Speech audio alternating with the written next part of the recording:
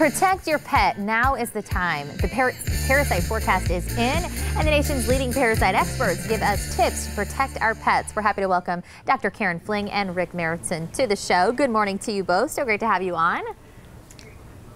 Good morning. Now, of course, we want to protect our pets, our furry family members, but when it comes to these diseases, what are they and what should we be on the lookout for? Well, let's start off talking about heartworms, because Florida has long been the hotbed for heartworms. This is a disease carried from pet to pet by mosquitoes. It can infect both dogs and cats. It is an actual worm up to 16 inches long. It's a horrible, horrible disease. The good news is it's very easily preventable. All you have to do is see your veterinarian every year, get your pet tested, and stay on the medication all year round. These medications are safe, they are effective, and they are affordable. So there's really no excuse for not protecting your pet. Yeah, I think that's such great advice for us Floridians here, because those mosquitoes are a problem. And like you said, it's something that we can do as simple as taking them into the vet and getting them cared for. What else should we be looking out for?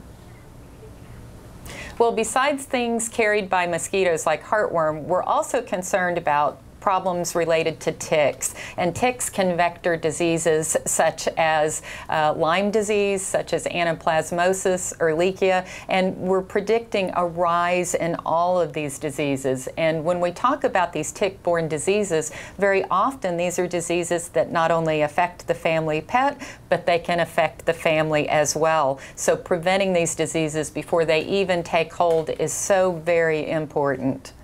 And a lot of people are, we have a lot of snowbirds here in Florida. People are constantly traveling in and out. If they're not doing that, they're going to one of our other paradise locations for road trips. What do we need to know about traveling with our pets?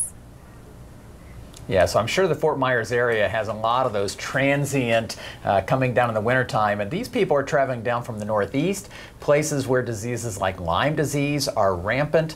Very often these diseases can be present for a period of time before there's ever any symptoms, and so it's always difficult to tell even where your animal was infected, where they've caught these things. So no matter where you are, if you're in South Florida, if you're in the Northeast, if you're way out west, it is staying on your parasite prevention becomes the key. Don't wait until there's an infection. Keep your pet protected. Yeah, very interesting. And what about that parasite forecast? How do you guys create that? The forecast is created with a bunch of data. Temperature, humidity, population density, positive tests that have been reported to national laboratories, and all of this information is fed into a very complicated mathematical algorithm, generates these maps. The science is very much like how we use to predict hurricanes. So certainly Floridians are very, very familiar with what it's like when we get to hurricane season. This is parasite season for us, and so we want the parents, pet parents to be aware of what these risks are and to be prepared. And how do you be prepared? You mentioned Lyme disease, and my border collie actually has Lyme disease, and I was shocked at the ticks that I saw when we relocated to Florida. But what do people need to know about that, or what should they be concerned with as a takeaway here? What's maybe the one thing you can tell us as we close here for them to be on the lookout for? Well, the takeaway with Lyme disease is not to assume that it won't be in your neighborhood. I'm actually from the Dallas area, and we've seen that even in Dallas, Lyme disease is on the rise. And sometimes there's only about 10% of dogs that will show symptoms of the Lyme disease, which may include arthritic symptoms, flu-like symptoms, those sorts of bony, joint achy sort of problems. But oftentimes there are no symptoms. So seeing the pet's doctor is the most important thing you can do to be tested and also protected.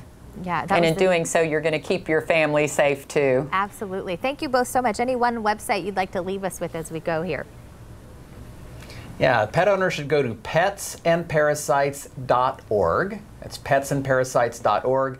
Tons of information about how to protect your pet, how to be aware of what diseases you're at risk of. Dr. Fling and Dr. Merrittson, thank you both so much. And if you'd like to learn more about what they spoke about, head online, check us out at fox4morningblend.com.